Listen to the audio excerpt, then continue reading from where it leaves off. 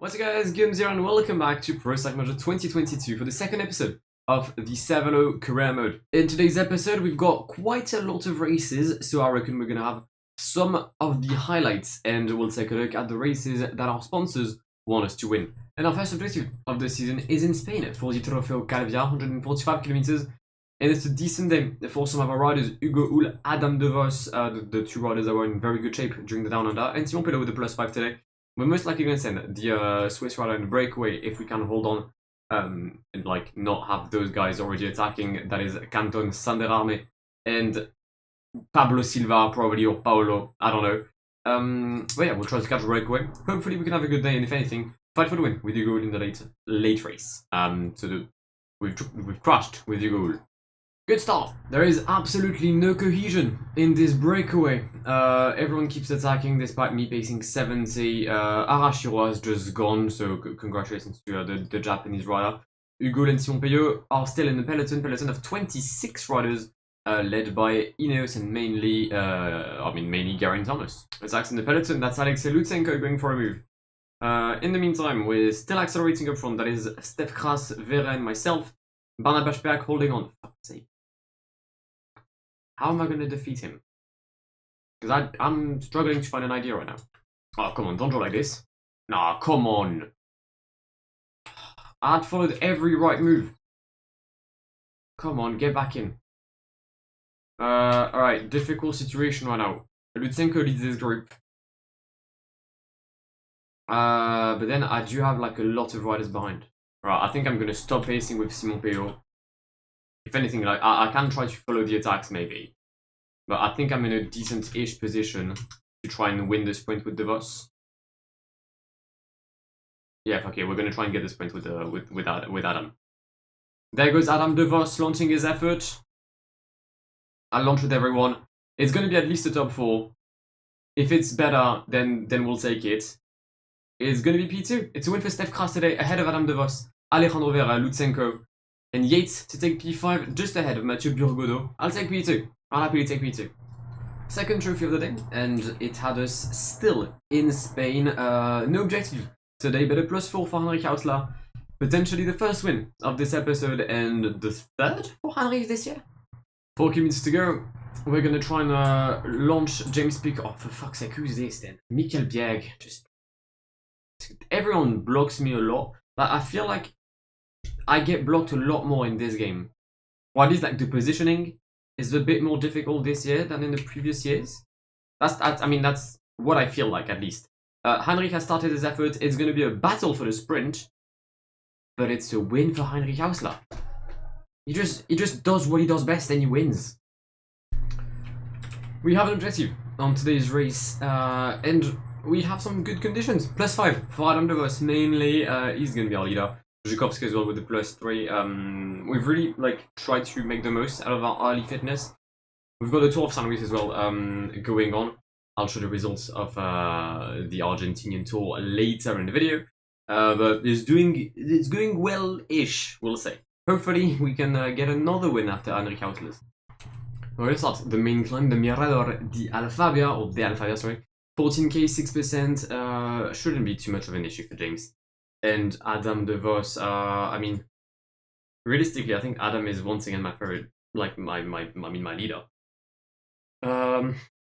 We've got what? 1 podium, 1 win so far out of 2 stages.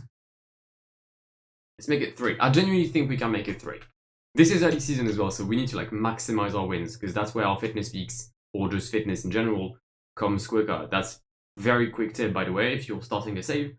Have some of the riders with very high fitness from the get-go, you can get a few wins. Alright, just like the weekend, we've finished the hills, and it is now time to go downhill towards a flatter portion. I'm gonna recover energy with Adam De Vos. I tried to like attack a few times, but I wanted to get water, and James Piccoli never fucking gave me water. Because every time I'd like counter-attack for some reason, or just follow a move, or do anything, if anything, James would go back in my wheel and stop giving me water. I'm gonna go for a little counter-attacking move here. Just try to like bridge a little. James can do what the fuck he wants. I don't know, just follow Nielsen Powders, I don't know, don't care. 4k to go, let's take the wheel of a huge cart here. Let's take the wheel of Sam Oman. Let's take the wheel of Geraint Thomas.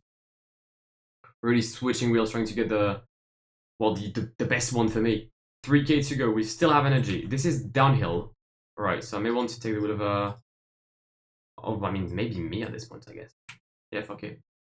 De Vos, Oman. Oh, the Flamme Rouge wasn't at 1 kilometer. For fuck's sake, I'm gonna get jumped on the line. The Flamme Rouge wasn't at 1k. Flamme Rouge was at 1.3. I would have won if I hadn't for that. Buitra got his win ahead of McNulty and Geraint Thomas. I had a good day, man. I had a good day. After a disappointing Trofeo Alcudia, we're counting on Hugo today, because he's literally the only guy that can go over this hill, I think. It's a -1 as well for Adam De Vos. So I'm truly on my own today. We've got 36 kilometers remaining. A breakaway of 9 riders is leading 2:30 as well. Some decent riders. Kevin Le Danois, we've got Timo Rosen, the Dutch champion, we've got Jan Maas, we've got not Luis Sanchez. So like a few good names, but we're doing quite well. And I think this usually, like, there's a peloton move in the pre-Coronador. I mean, there is like on old PCMs. So we'll see if they still do mental things like they usually do. And I'll try to get water with the Vos, but I feel like I'm gonna get dropped, just like I always am. Oh, and they've attacked earlier than before.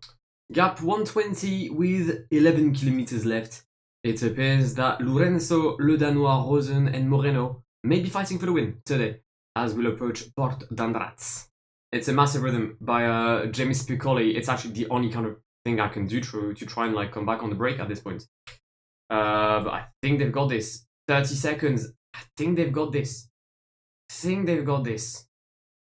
3k to go. I've used my gel way too early with Hugo. Oh, we're gonna come back on Timo Rosen. They're all dead. They're all gone. The breakaway dreams have been crushed. And we've got 1.2k to go. Can Hugo fight for the win? I think I may have used too much energy trying to chase the breakaway. And that's gonna bite me in the ass. Omar Freile, Simon Carr next to me. Brandon McNulty is also here. But it looks like we may get P1. Is Hugo the king of hills? Because he's got the Willunga. And he's gonna add the Port d'Andratx to his bag. Hugo takes the job, gets in there. Before heading to the K11's Great Ocean Road Race, we have our choice to take either Canada or Switzerland for the upcoming World Championships. Now, just for a content purpose, I'm gonna go with Switzerland because it allows me to play the European Championships, which take place in Glasgow. We've got Plouay for the European Championships ITT, we've got Imola for the World Champs, and we have the Australian World Championships for the road race. So I think we can hopefully aim for a time trial title, whether with Stefan Kung or Stefan Besega, hopefully with the latter. But yeah, Switzerland it is. Time for the Seagull. Heinrich Hausler is in shape, sadly. Got a minus, well, just a 0 today, so it's not a minus. I mean, you see it the way you want it, right? -0, +0, it's just whether you're an optimist or a pessimist. It's up to you. But I'd rather be an optimist. That's what Bastille said. We've entered the final 10k. Our train is set. Simon Peot, James Piccoli, Adam De Vos, and Heinrich Hausler. Some could say that's a mountain train. And some could also ask whether I'm doing the Seagull or the Alpe d'Huez, but like a shit version of the Alpe d'Huez. But no, I'm doing a flat stage. It's just that I don't have a lead out. I mean, I've got Pickrell. I do like Ricky, quite fun on Twitter as well. He's just not making it. He just isn't. But James is making it, which is good. My frame rate is dying. That's due to me recording for way too many hours. 90 is way too quick with 5k to go. Let's use the gels, all of that. Let's increase the rhythm with James Piccoli, because that's how he's called over here. Come on, just get a gap. Get a sizable, like, kind of space. I would have preferred if you weren't like in the middle of the pack, but it may work. It's not gonna work. No, bro, I'm pressing the 6 button so I can move aside and I can't. Well, it was terrible. But I got blocked by like so many people. Something I said. I get blocked way too many times in this game. It's not even a top 10 today for Heinrich Hausler. That's quite disappointing. Gonna be 11th? It's 12th, right behind Connor Swift. Yeah, disappointing. This is the final race of the video. We're going to do the Tour of Oman. There's been quite a lot of races happening in the background. Don't know why my computer is dying again. But we move. No sprinters in the Tour of Oman. Kind of realised that's a bit stupid. But we've got Hugo. Fuck me, +5. Jesus. Wow, the stats of Ugul. If you can have this on the Green Mountain, we've got a shot at winning this. We've entered the final 5 kilometers of stage 1 of the Tour of Oman. I'm going to try not to get blocked by Mediterranean. Again, frame rate. New game, is the same frames, I guess. Oh, I've won this stage once already. I've won this with Martin Marché save, which will carry on. Don't worry. I just want to set up this save before, and then we'll move back to beginning Girmay season. Ugul. I mean, I said he could win the GC. I didn't think he'd win today's stage. Nice, lovely. It's a win for Ugul somehow. Stage number 2 of this Tour of Oman. It's a +2 for Hugo Hull. It's a good day for everyone. 0 for Joël Suter. A bit of a shame. I would have happily had him as my leader man.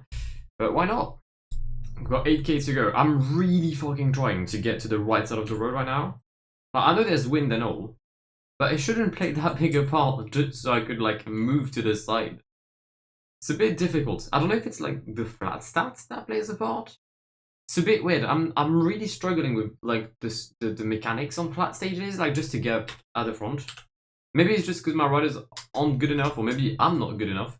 Like there's maybe something I haven't figured out yet. I don't know, but it's just very weird. Oh, I swear if I get blocked here. Okay, looks like I'm gonna be fine. All right, final sprint. Here goes Joël Suter. Hugo in the wheel. Oh god, I've dropped Hugo. Alright, go now. Come on. Head against the wind.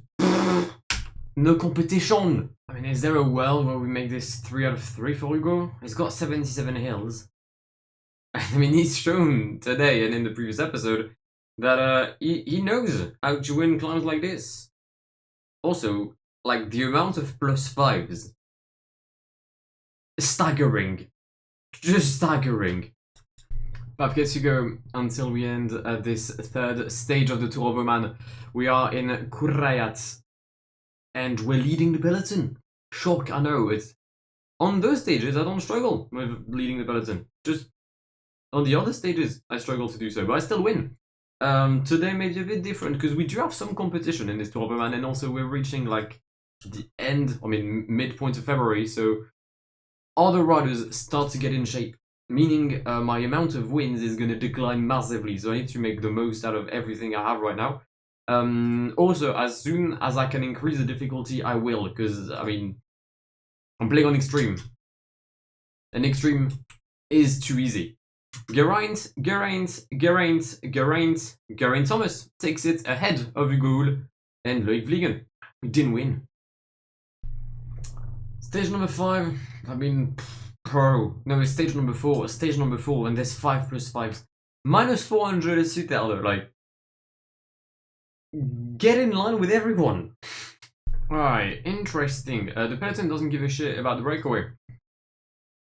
And there's some decent riders in said breakaway, so if the peloton could, like, care, that'd be nice, thank you.